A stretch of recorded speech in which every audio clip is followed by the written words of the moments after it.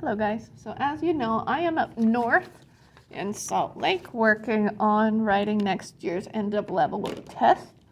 So today is a review day and I'm going to go over with you exactly what you need to know for your test. Your test will be Thursday. So today is Tuesday, there's going to be two sections of the test.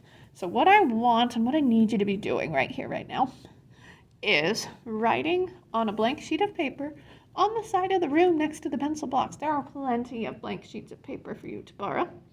So on a blank sheet of paper, I want you to write what I am writing and review. This video will also go up onto Canvas, so if you want to rewatch it again at home to help you study, that is perfectly fine as well. So here's everything you need to know in the test in a nutshell. We need to know that overall, the process of meiosis. So in blue, I'm going to color code this. Blue is the first section of the test. When I get to red, that's the second section of the test. So we need to know that meiosis is an asexual, it's a form of sexual reproduction. Mitosis is asexual. So the purpose of meiosis is to create sperm and egg cell for sexual reproduction. There we go. So the process of meiosis, we undergo two divisions. So because we undergo two divisions, hold on, let me zoom out. There we go. So because we undergo two divisions, we are going to end up with 4 cells total. So there are going to be 4 cells at the end, and those cells are going to be haploid, meaning they have half of the chromosomes of normal, or one set of 23. So 23 single chromosomes. Okay. You need to know that spermatogenesis, or the process of making sperm, and oogenesis, or the process of making egg, both happen through the process of meiosis. They are both examples of meiosis. So this process of meiosis is how we make sperm and egg. Come on, focus. Focus, dude. There we go. Okay. We need to know that after meiosis, you end up with 23 chromosomes. You need to know the difference between a somatic cell, a gamete, and a germ cell. A somatic cell is a normal body cell.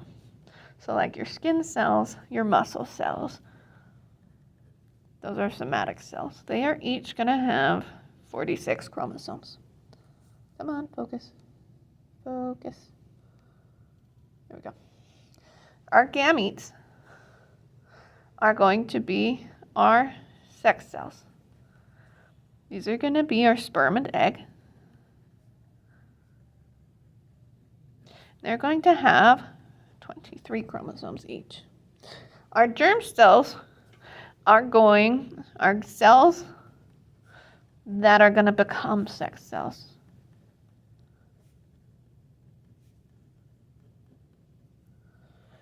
So they're going to undergo meiosis to turn into those gametes. Okay, you need to know the advantages and disadvantages for asexual reproduction and sexual reproduction. Mainly what you need to know is that asexual reproduction, there is no variation. And sexual reproduction, there is variation.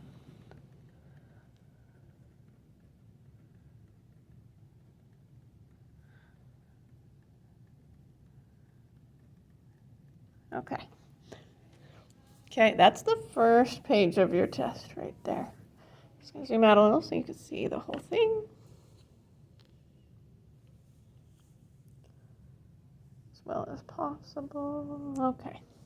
Moving on to the second page. You need to know what non-disjunction is. That's what we talked about on Monday. Remember, non-disjunction is when chromosomes don't separate correctly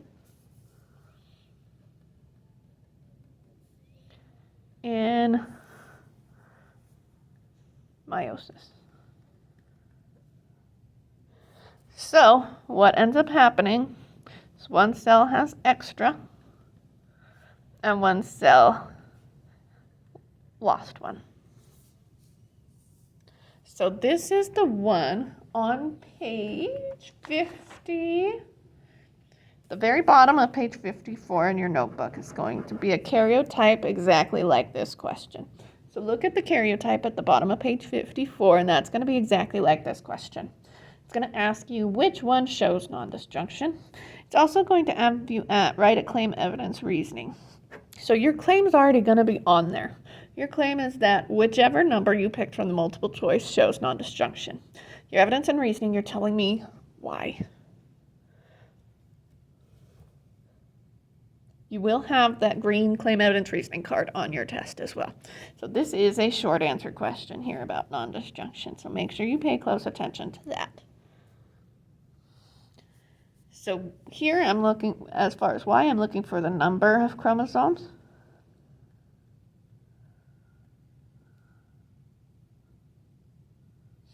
And just something about non-disjunction in your answer.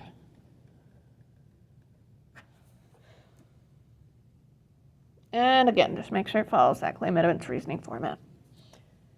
Okay, you need to know that what a zygote is. So zygote is a vocab word. It's what we get when sperm and egg combine. It's those first stages of baby. Again, there's another question about haploid. Remember, haploid is half the DNA. So it is one single set of 23 chromosomes. So this question comes up a couple times. So make sure you're good that haploid is half or 23. Diploid is 2 chromosomes each and 46. Okay, last thing. We talked about mutations. Remember, mutations only pass in gametes, in our sex cells. So it's going to ask you a couple times which of these mutations pass, and it's going to give you a cell type. Those cell types will be skin, gamete, nerve, and hair. The only thing that can pass is the gamete one. So whichever mutation is in the gamete, that's the one that's going to pass on to future generations. Okay, that is section 1 in a nutshell. So in total, section 1 is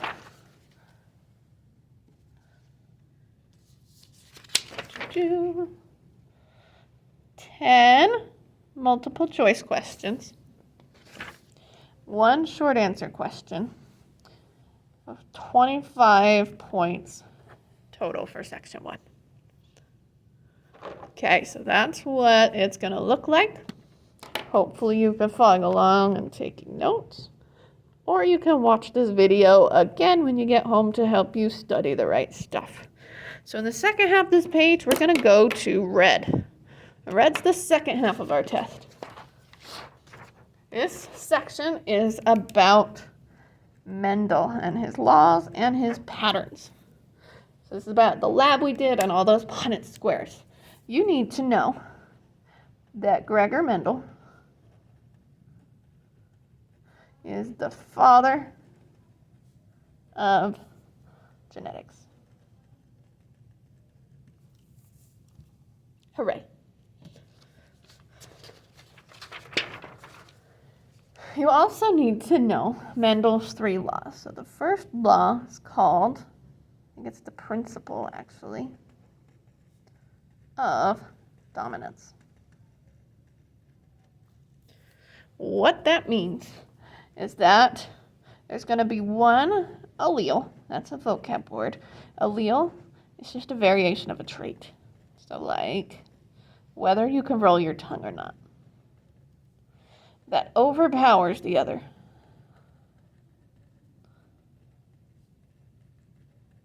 And we always get the allele that overpowers the capital letter. So like a capital D would be the ability to roll your tongue, and a lowercase d means you can't roll your tongue. So eventually there's going to be a lot more people that can roll their tongue than that can't. Because rolling tongue's going to dominate not rolling your tongue. Okay, the second law is the law of segregation. Law of segregation says that alleles, or different versions of our trait, are going to separate to different cells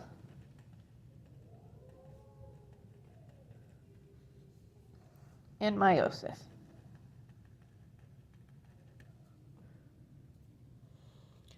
So this is easy to remember. Segregate literally means separate. So when you see the word separate and it asks you which law it is, you should think of segregate. And number 3. Number 3 is the law of independent assortment. That means our alleles, our versions of that trait, are sorted. We put them into different cells independently of each other. So the allele for rolling your tongue is going to be sorted independently of the allele for ability to taste PTC paper like we did in the lab. They're going to be sorted differently. Just because they're on the same chromosome does not mean they're going to be sorted together. Okay. Last, we need to cover a couple of vocab. So we know dominant overpowers. Dominant's going to be a capital letter, it overpowers. Recessive gets overpowered. We need to review heterozygous and homozygous.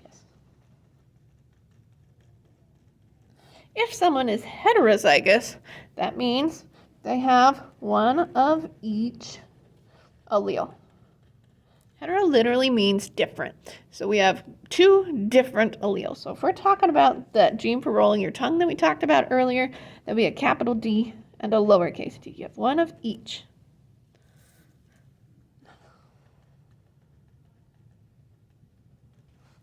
Homozygous. Homo literally means same. So if something is homozygous, they have 2 of the same allele. Now, if you're homozygous dominant, that means you have 2 capitals. You have 2 dominant alleles.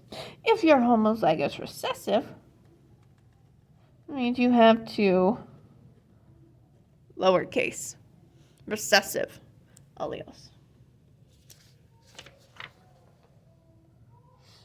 And remember, dominant overpowers, so it's typically going to show up more. Not always, but typically, because it overpowers other items.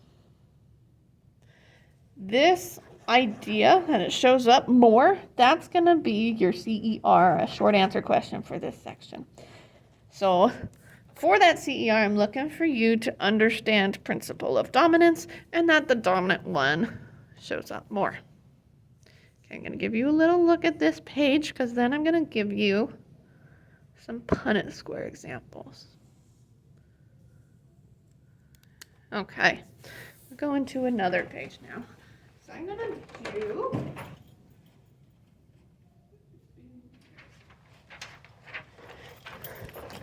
rest of your time today, you are going to be finishing these genetics practice problems, because quite a few of your questions on section 2 have to do with doing the actual Punnett squares. So we haven't done this yet in class, but I'm assuming we've done most of the first page. So I'm going to go to the back page.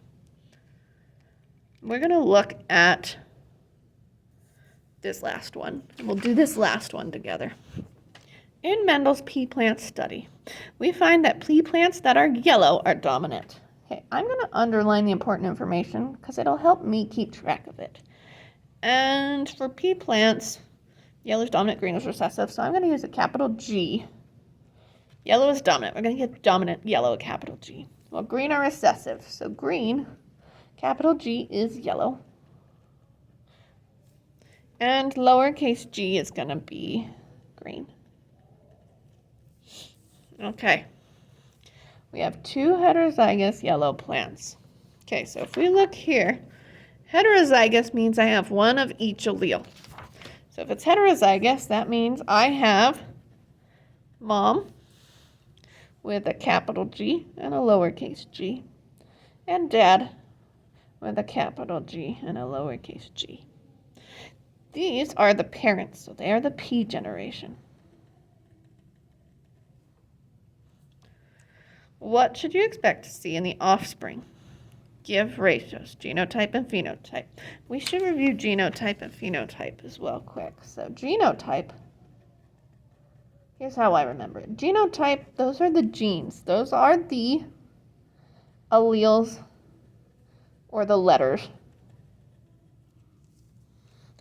that you have. So that is the physical gene, whether you have capital lowercase, capital capital, or lowercase lowercase. The phenotype is the appearance, what it ends up looking like. So you have two. It's either going to be dominant or recessive. So in this case, for our phenotype, it's going to be either yellow or green. Okay, so we got to do our Punnett squares. We're going to draw our grid. You do have a couple Punnett square. One is a short answer Punnett square. It's very similar to this one. And the others, one gives you the Punnett square, and you just have to give me the ratios.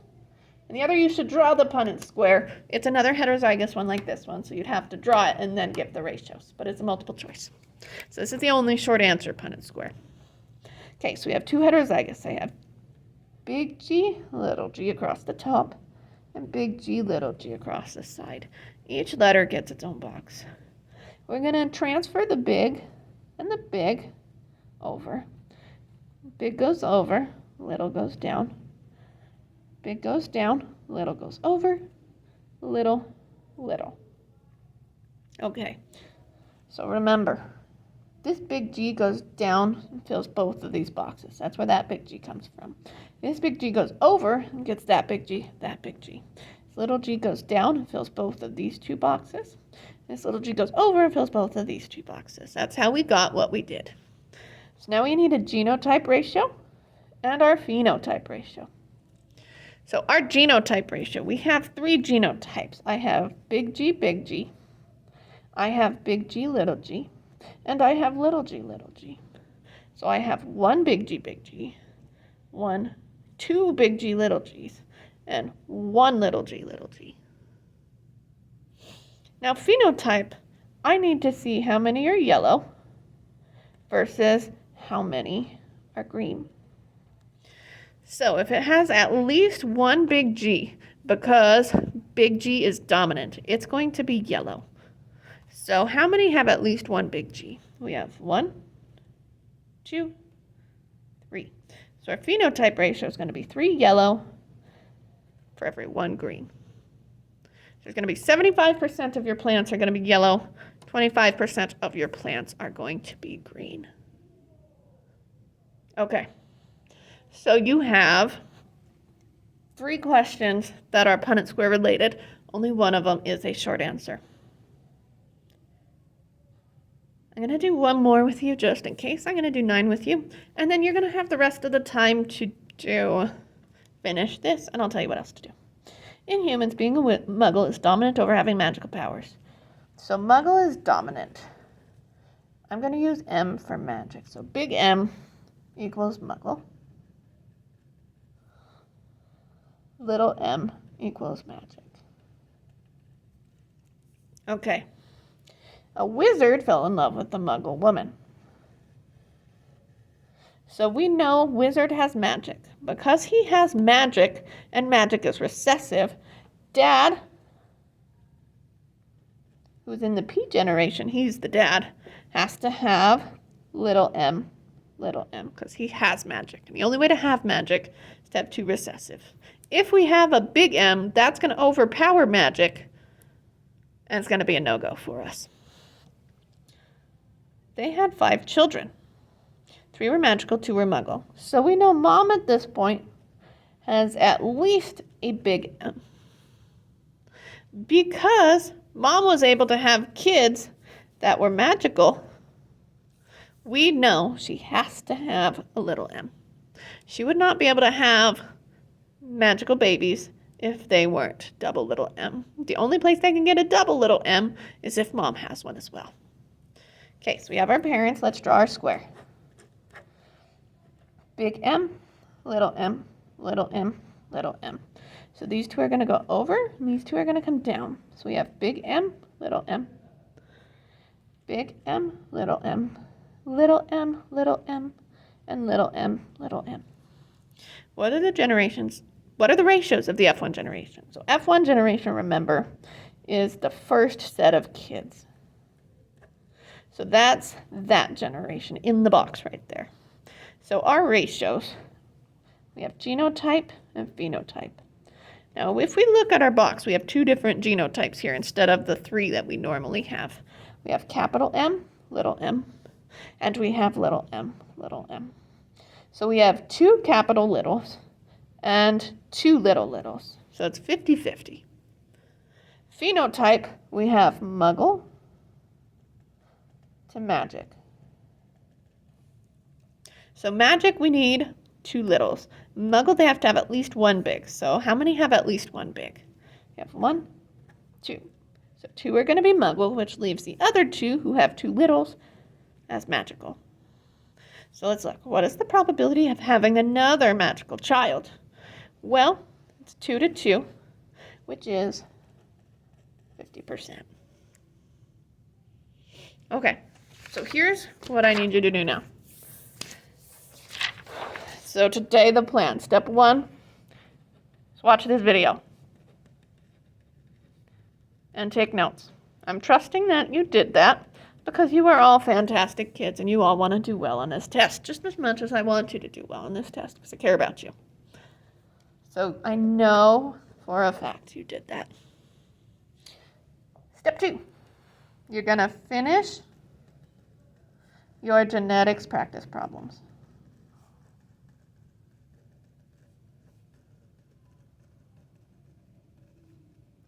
You're going to go home and study those and the video notes you took. We're going to turn in this genetics practice problem on Thursday. So make sure you get it done by Thursday if you don't finish it in class today. It is going to be worth points if you finish both of those. Step 3. Page 55, concept check, and page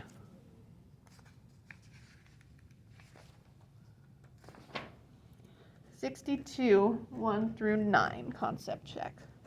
This is a study guide for your test. So if you're able to answer these questions fairly easily, you are ready for your test. If you finish all of those, you are going to study for your test. I want you to do well. There is a game on Canvas, so one of the ways I want you to study is to go to Canvas and click on the review game. And I want you to play that. You can get the sub. The sub has the link to it. So if you want to play it all together, the last 15, 20 minutes of class, just have the sub pull it up on the screen for you. I'm sure they're willing to do that. Okay. This should take up the rest of your day. So you should actively be working on biology the whole day because we want you to do well on your test and you want to do well on your test. Please do not be working on math or language arts. You should not have a Chromebook at all today. All of the answers you need for all of this are in your notes. You should not have a Chromebook. Okay, so that is it, guys. Watch this video again if you need extra help studying for your test. I know you're going to do great on your test on Thursday. You're amazing. You're fantastic. And I hope you have a great rest of your Tuesday. I'll see you guys on Monday.